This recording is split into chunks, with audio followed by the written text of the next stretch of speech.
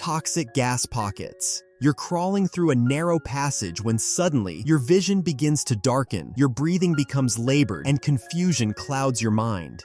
You've just entered a pocket of toxic air, and you have seconds to realize what's happening before it kills you.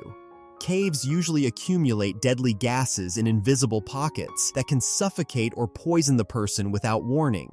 The carbon dioxide gas we exhale every second is a silent killer. It is heavier than air, settling in low-lying areas and depressions. Unlike carbon monoxide, which we know from wood stoves and gas appliances, it doesn't kill through poisoning, it simply displaces oxygen. At concentrations above 10%, you lose consciousness within seconds. Meanwhile, your body's sensors trigger panic and desperate gasping, but you're only pulling more poison into your lungs. Some experienced cavers extend a torch from the entrance toward the ground when approaching an unfamiliar cave and decide whether to enter based on whether the flame goes out. Hydrogen sulfide presents an even more sinister threat. This gas forms in caves where decomposition occurs, or where volcanic activity is present. It smells like rotten eggs at low concentrations and warns you away, but at higher levels, it paralyzes your olfactory nerves instantly, eliminating the warning smell before killing you. The cruelest aspect of gas pockets is their invisibility and unpredictability. Experienced cavers carry gas detectors, but even these fail if batteries die or sensors become contaminated.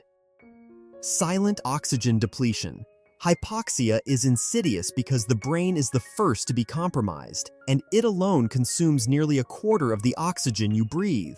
Unlike drowning or choking, where panic immediately alerts you to breathing problems, oxygen deprivation in caves creeps up silently, degrading judgment before you realize anything is wrong.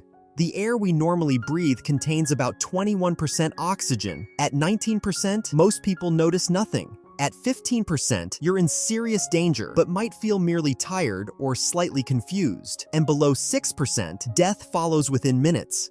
The terrifying part is that hypoxia feels like drowsiness, not suffocation. Unfortunately, your body doesn't trigger the panic response I mentioned earlier. As oxygen levels drop while you explore inside, your decision-making deteriorates precisely when you need it most. You might make navigationally fatal errors, or simply sit down to rest and never wake up.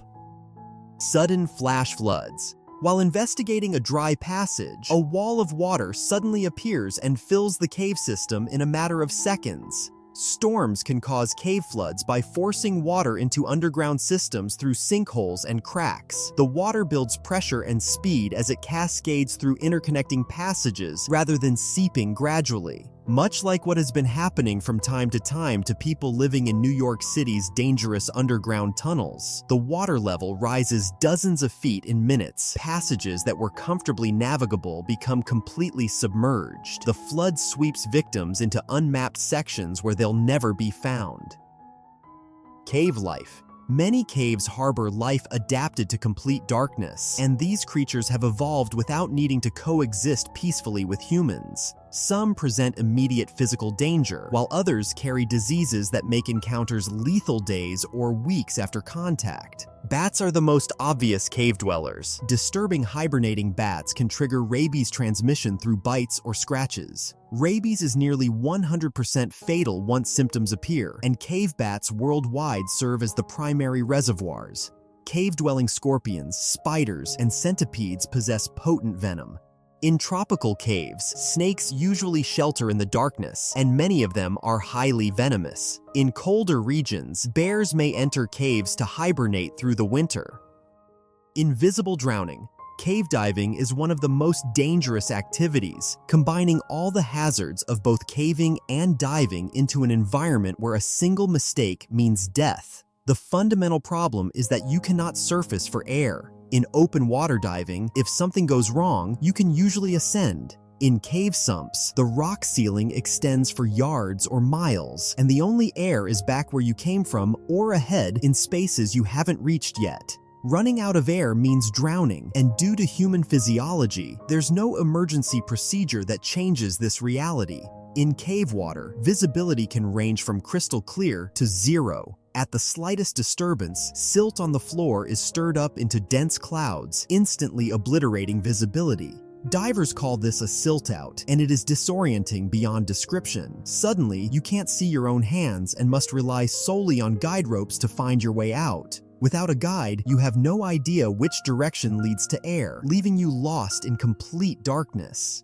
To photograph a fascinating creature deep inside, or simply to look impressive by going slightly too deep into a sump or taking one extra look around a corner, these decisions use up crucial air reserves, leaving no safety margin for the exit. Cave squeezes. John Jones died in Nutty Putty Cave in 2009, wedged upside down in a passage so tight that rescuers couldn't free him. He spent 28 hours trapped before dying, conscious and aware for most of that time, knowing he would never leave that hole. The cave sealed permanently as his tomb. Cave squeezes occur when explorers enter passages barely wider than their bodies. In many cases, you can push through, the rock scraping your ribs and back as you exhale to compress yourself through impossibly tight restrictions. But sometimes, you get stuck. The passage that you squeezed into proves even tighter ahead, and backing out becomes impossible. Vertical squeezes are worse. If you're stuck upside down, gravity pulls blood into your head, increasing pressure. Your heart must work harder to circulate blood upward through your body. Hours of inverted suspension can cause death even if you're eventually freed. The blood pooling in your brain causes irreversible damage, and the sudden release of trapped limbs can send dense blood crashing into your heart, causing cardiac arrest. Invisible pathogens. Bat and bird guano accumulates in cave systems for centuries, creating thick deposits that harbor some of the most dangerous pathogens humans can encounter. The drying guano releases spores into the cave atmosphere, which you inhale with every breath. Inhaling spores initially causes flu-like symptoms, but in severe cases, the infection spreads throughout the body. You don't need to touch the guano. Being in the same airspace is sufficient. Symptoms often don't appear until days or weeks after cave exploration, making the connection to cave exposure unclear until the infection has advanced significantly. Mud traps. Quick mud in caves operates like quicksand, but in complete darkness, where you can't see the trap until you're in it. Cave mud forms from dissolved limestone and clay minerals, creating slurries that range from ankle-deep nuisance to body-swallowing death traps. When you step into deep mud, your foot pushes down and the mud flows around it. As you try to lift that foot, you're not just fighting gravity, you're fighting the suction created by the vacuum your foot would leave behind. The deeper the mud, the stronger the suction becomes. Some victims have been found dead in mud that wasn't even waist deep. They couldn't manage to escape and died from exhaustion and hypothermia. Light failure.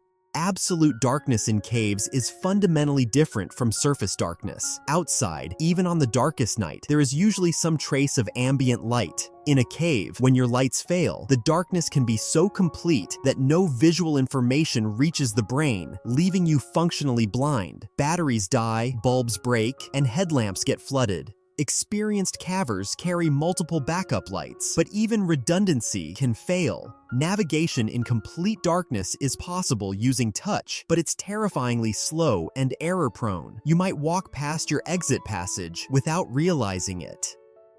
Endless labyrinths. Getting lost in a cave is not like getting lost in a forest. On the surface, you can eventually reach a road, see landmarks, or follow the water downstream.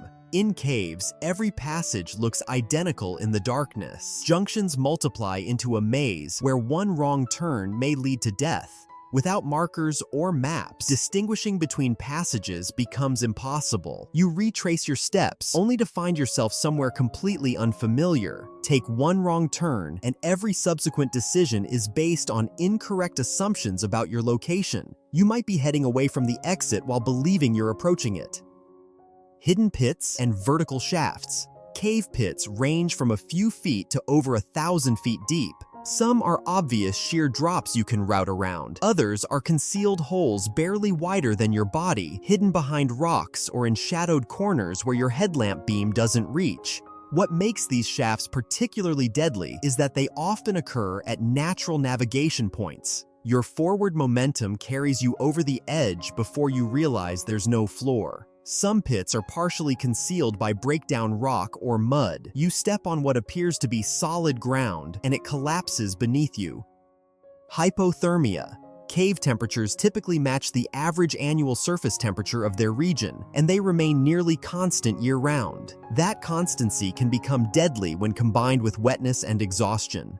Water conducts heat away from your body 25 times faster than air. While moving through caves, you often get soaked by dripping water or by passing through sumps. Once wet, you're losing body heat continuously, and most caves provide no way to warm up. A drop in core body temperature of just a few degrees impairs judgment and coordination. At 95 degrees Fahrenheit, you're hypothermic, experiencing confusion and difficulty with complex tasks like navigation. At 90 degrees Fahrenheit, you lose fine motor control. Your hands don't work properly, making climbing or equipment use nearly impossible. Below 85 degrees Fahrenheit, consciousness fades, and death follows shortly after.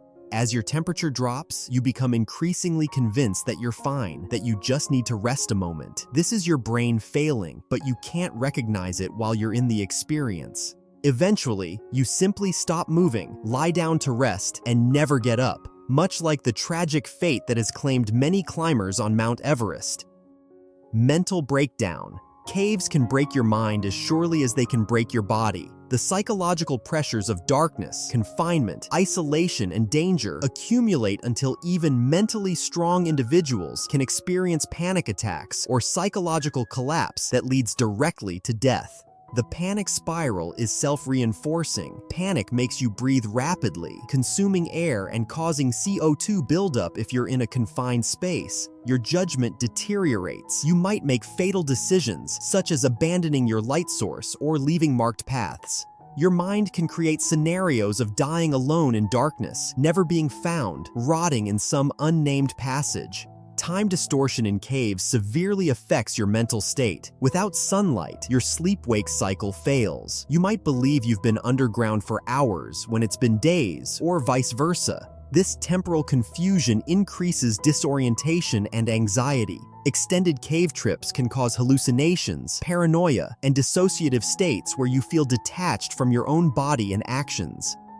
Slippery surfaces. Cave surfaces are treacherous by nature. Water creates a biofilm of algae and bacteria that can be even slipperier than ice. Smooth limestone polished by millennia of water flow offers no traction. Every step is a calculated risk that you might lose your footing and fall.